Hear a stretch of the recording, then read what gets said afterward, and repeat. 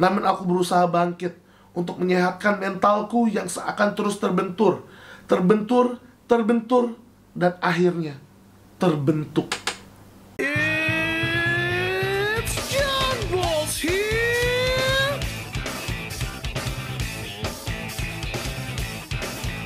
How's it going, bros? This is John Balls here. Ya, kita baca buku lagi, bros. Baca buku. Yang belum, pesan aja langsung ke Instagram. 150.000 belum termasuk ongkir. Dapat tanda tangan Dr. Aisa Dahlan dan John Balls. Langsung aja. Kalau nggak mau tanda tangan gue, tanda tangan ibu gue doang, nggak apa-apa, bilang aja, nggak usah malu-malu. Kayak ngapain sih ini si gendut tanda tangan bikin kotor bukunya. Ya maaf, saya juga mau terkenal. Oke, sekarang kita lanjut part selanjutnya. Kemarin kita udah dengerin cerita dari Bu Evin, ya, seorang pengajar ngaji yang harus melewati beberapa rintangan dalam hidupnya dalam mencapai kebijaksanaan. Kalau belum nonton dulu sebelumnya, karena sekarang kita mau bahas tentang Kolesa featuring Melankolis. Bisakah? Cie. Oleh Lembayung Senja. Buset, namanya Lembayung Senja. Bagus juga ya. Oke lah, kita baca aja ya. Kolesa featuring Melankolis. Dia kolesanya atau dia melankolisnya? Namanya Lembayung Senja. Kayaknya kalau dia orang kolesa, koleris sanguinis, nggak mungkin namanya Lembayung Senja. Mungkin namanya Gayung Matahari ya. Terlalu indah untuk nama orang koleris sanguinis, Lembayung Senja. Mungkin yang melankolis si Lembayung Senjanya, tapi mungkin ada plot twist. Kita baca dulu ya. Nampaknya tidak asing di telinga kita, Kak. Waduh, belum apa-apa, susah aja gue bacanya ya nggak. Kata-katanya ya udah. Nampaknya tidak asing di telinga kita. Gue aja susah bacanya, terlalu indah. Nampaknya tidak asing di telinga ketika ada seseorang menginformasikan bahwa tai lalat di atas bibir menandakan bahwa kita adalah seorang yang banyak bicara. Awalnya gue kira maksudnya dia melankolisnya gitu ya. Kita baca dulu, kita selesain dulu ya. Ya, itulah salah satu ciri-ciriku. Siapa sangka dipertemukan oleh sahabat-sahabat villa dan tentunya tim Dr. Aisa Dahlan, membuat pengetahuanku terkait watak manusia menjadi lebih terbuka lebar. Kata-kata koleris sanguinis familiar aku dengar baru-baru ini. Ternyata watak diriku sendiri ialah kolesa. Oh, si Lembayung Senja ini kolesanya ternyata. Plot twist ya. Lembayung Senja gitu kan. Gue kira nama orang melankolis ya, atau nama orang pragmatis. Gayung Matahari baru kolesa gitu ya. Ternyata watak diriku sendiri ialah kolesa. Kok bisa? Ya, aku menganalisa diriku sendiri dan aku bangga. Akhirnya aku mulai memahami watakku sendiri. Papa adalah berwatak koleris sejati, sangat keras dan tak boleh terbantahkan. Mama mempunyai watak sanguinis, selalu teriak riang gembira namun mudah terbawa suasana. Namaku Senja. Oh, namanya Senja. Artinya dia ngasih nama bapaknya kali, Kolemelo bapaknya ya. Namanya dia ternyata aslinya Senja. Apanya cuma nama? Ya udahlah, kita baca dulu lah. Siapa sangka senja tak melulu petang. Wah, kata-katanya loh. Iya gak? Ini kalaupun dia beneran sanguinis nih, kecerdasan linguistiknya tinggi, bras. Ya, dari kecil aku seorang yang sangat riang gembira, senang bereksplorasi akan berbagai hal. Wow. Tingkat ingin tahuku sangatlah tinggi. Aku senang berinteraksi dengan orang-orang. Sungguh diriku jauh dari kata demam panggung, karena aku berani tampil di depan umum. Namun ada saatnya dimana ketika emosiku memuncak, kuluapkan dengan kobaran api hingga meledak asa senjaku. Bahkan raut mukaku mudah sekali ditebak saat aku memang tidak menyukai seseorang di dekatku, Hayati.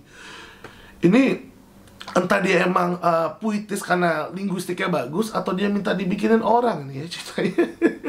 Tapi emang orang koleris sanguinis bisa bikin kayak gini kalau linguistiknya tinggi. Ada teman gue koleris sanguinis, linguistiknya tinggi. Oh, dia lomba bikin puisi. Gue juga bisa karena linguistik gue nomor 4. Jadi ya, ini tetap bisa aja orang kolesa kayak gini. Tapi kalau Magenta melo udah pasti.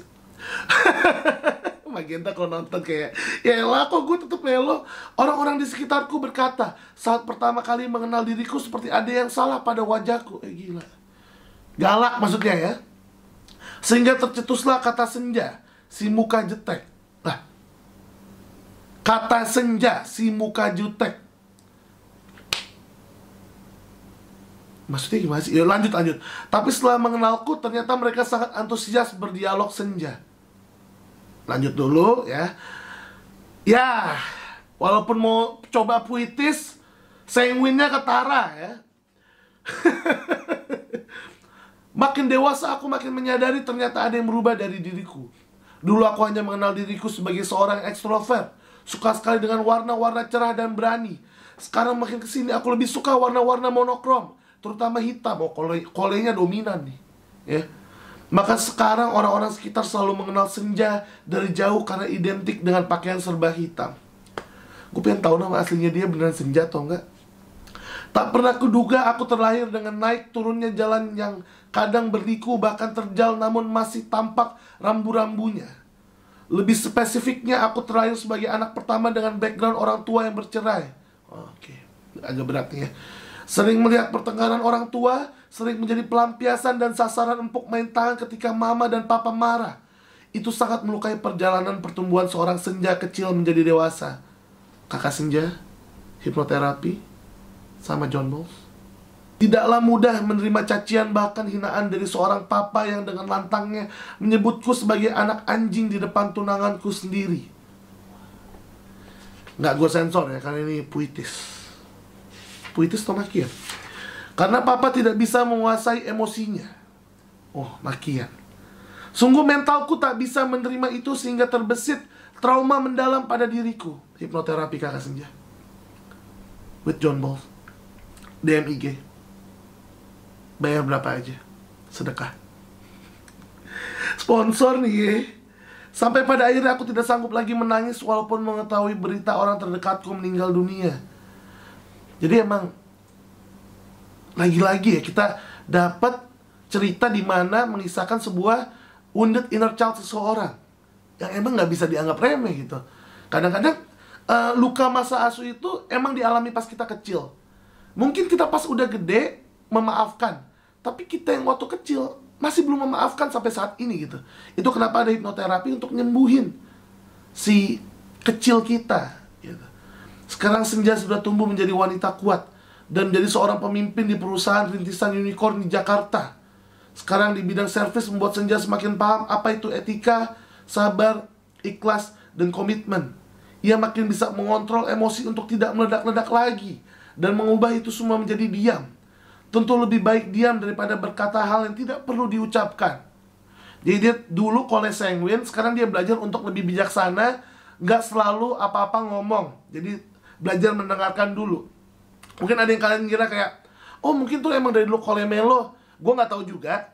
Tapi emang ada gitu ya, orang kayak sanguin yang dia agak lebih bijaksana, jadi kelihatan kayak melo. Yang udah gak banyak ngomong. Contohnya kayak ayah saya tuh sanguin. Tapi sekarang banyakan diemnya pada bercandanya gitu. Dari sini senja si watak koles akhirnya belajar menjadi watak melankolis juga. Oh ini maksudnya ya. Jadi dia belajar untuk jadi orang melankolis. Jadi judulnya tadi itu Kolesa featuring melankolis, bisakah? Ya bisa. Karena bukan dari lahir kalian kolesamo, bukan. Tapi kalian kolesa dan kalian belajar jadi orang melankolis. Nih, ini salah satu chapter paling yahut nih yang pernah gue baca nih. Mantap nih, gue pengen ketemu nih jadinya Lembayung Senja. Ia menemukan tambatan hatinya setelah berkali-kali dipatahkan mentalnya orang tuanya. Mentalnya. Ia menemukan tambatan hatinya setelah berkali-kali dipatahkan mentalnya oleh orang tuanya. Dan pernah dipatahkan pula hatinya oleh laki-laki yang mengobral komitmen.